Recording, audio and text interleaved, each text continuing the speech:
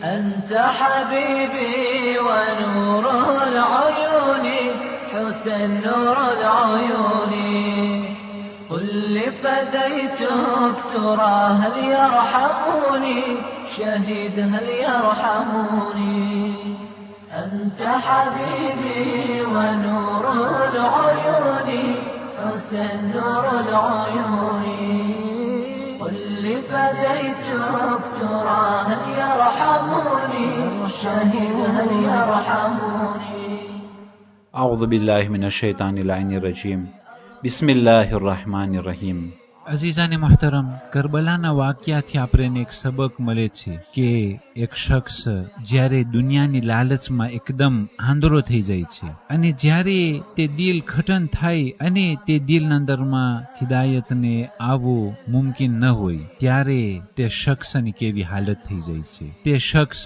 હકને બાતિલ સમજે છે. તે શખ્સ એક નેક અને પરહેઝગારને ઝાલિમ અને મુજરિમ સમજે છે અને મુજરિમ અને ઝાલિમને નેક અને પરહેઝગાર સમજે છે. એ શખ્સ ગુનાહોને હલાલ સમજે છે અને વાજિબાતને ગુનાહનું કામ સમજે છે. ઉમર ઇબ્ન સાદ તેના લશ્કરીઓને મુખાતિબ થઈને કહ્યું, યા ખૈલલ્લાહ ઇરકબી વબિલ જન્નતે અબશિરી.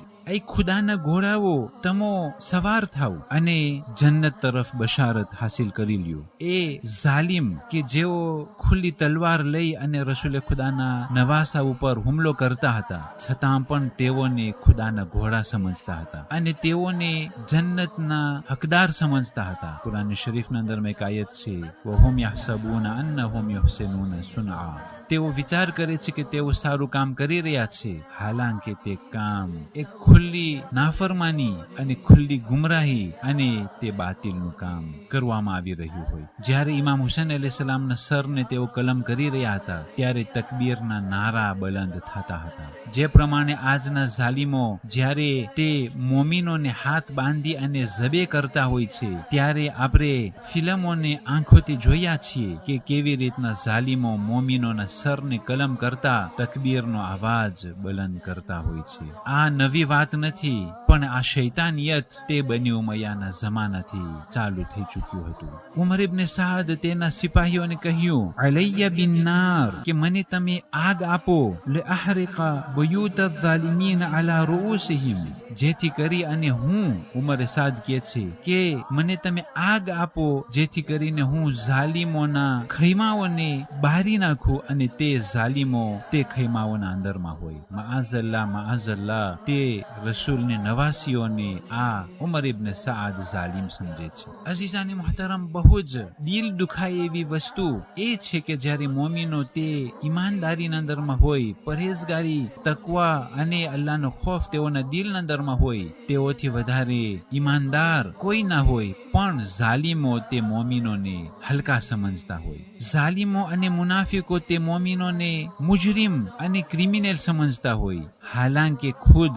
તેઓ જ ઝાલિમ, મુનાફિક, મુજરિમ અને ક્રિમિનલ તેઓ જ હોય છે. પણ કરબલાના અંદરમાં કેટલું સબર ખપે કે તે રસૂલની નવાસીઓને ઝાલિમ સમજવામાં આવે છે અને ખુદ જે પોતાની બે ત્રણ દુનિયાની ચીજ સારું થઈ તેની આખેરતને બરબાદ કર્યો અને બીજા કોકની લિજ્જત સારું થઈ અને પોતાની દુનિયા અને આખેરતને બરબાદ કર્યો. અઝીઝાને મોહતરમ, એ જ પ્રમાણે બની ઉમૈયા હંમેશ માટે મોમીનોના ખિલાફ એ પ્રમાણે એન્ટોક્સ રાખતા હતા અને આ પ્રમાણે ખરાબ વાતો પ્રચાર કરતા હતા અને મોમીનોના ખિલાફ એ પ્રોપોગંડા કરતા હતા. પણ હક હોય છે. સૂરજને ઢાંકવાથી તે સૂરજ ઢંકાઈ નહીં જાય. અને ઇમામે સાદિક અલૈહિસ્સલાતુ વસ્સલામ એક અસહાબને એ સોનું દેખાડ્યું અને કહ્યું કે અયે મારા અસહાબ, અગર જો આખી દુનિયા કહે કે આ રૂપું છે તો શું આ સોનું રૂપું થઈ જશે? અસહાબે કહ્યું કે હરગીઝ નહીં યબ્ન રસૂલિલ્લાહ. ઇમામ અલૈહિસ્સલામ તે અસહાબને રૂપું દેખાડ્યું અને કહ્યું, આખી દુનિયા અગર જો કહે કે આ સોનું છે તો શું આ સોનું થઈ જશે? તે શખ્સે કહ્યું, હરગીઝ નહીં યબ્ન રસૂલિલ્લાહ.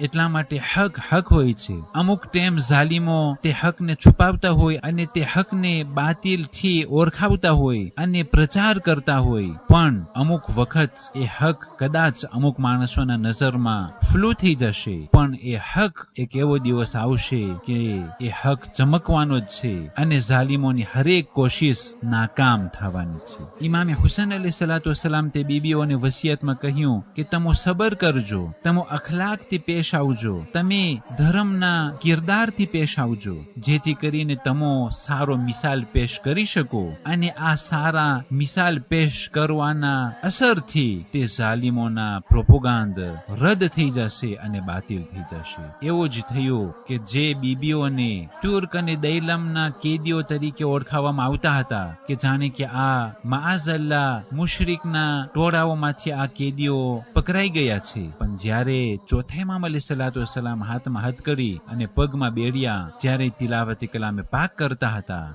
જ્યારે તે સારા અખલાક જનાબે ઝૈનબના પેશ આવતા હતા, ત્યારે માણસોને હક ખબર પડી અને સર્વે માણસોના દિલના અંદરમાં બની ઉમૈયા પ્રત્યે નફરત એકદમ ગહેરાઈમાં કોતરાઈ ગઈ અને તેનો અસર એ થયો કે સર્વે બની ઉમૈયાને નફરત કરતા થઈ ગયા અને સાથે મળી 70 વર્ષના અંદરમાં બની ઉમૈયાનું મૂળ અને જડ તેઓ ઉખેરી અને તેઓને જહન્નમ વાસિલ કર્યા હતા. بسوط يضربوني حسين يضربوني أنت قتيل بأرض الغاضرية شهيد بالغاضرية شهيد قتلك يشفي غليل الجاهلية شهيد الجاهلية أنت حبيبي ونور العيون حسين نور العيون قل لي فديتك ترى هل يرحموني شهيد هل يرحموني. 18 માહે સફર આજની તારીખોમાં જનાબે ઓવૈસે કરની સિફીનની લડાઈમાં શહીદ થયા કે આ પણ એક બહુ જ પૈગંબર ઇસ્લામ સલ્લલ્લાહુ અલૈહિ વસલ્લમના નેક અને પરહેઝગાર અસહાબોમાંથી હતા. 18 માહે સફર આજની તારીખોમાં 1306 હિજરી સનમાં અબકાતુલ અનવારના લેખક મહાન અલ્લામા મીર હામિદ હસન હિન્દી કે જે બહુ જ ઉત્તમ કિતાબ લખેલા છે તે આજની તારીખોમાં ઇન્તેકાલ પામ્યા. بسوط يضربوني حسين يضربوني أنت قتيل بأرض الغاضرية شهيد بالغاضرية شهيد قتلك يشفي غليل الجاهلية شهيد الجاهلية أنت حبيبي ونور العيون حسين نور العيون قل لي فديتك ترى هل يرحموني شهيد هل يرحموني. والسلام عليكم ورحمة الله وبركاته. صوتي لعين يضربوني عزيز يضربوني أنت حبيبي ونور العيون حسين نور العيون قل لي فديتك ترى هل يرحموني شهيد هل يرحموني.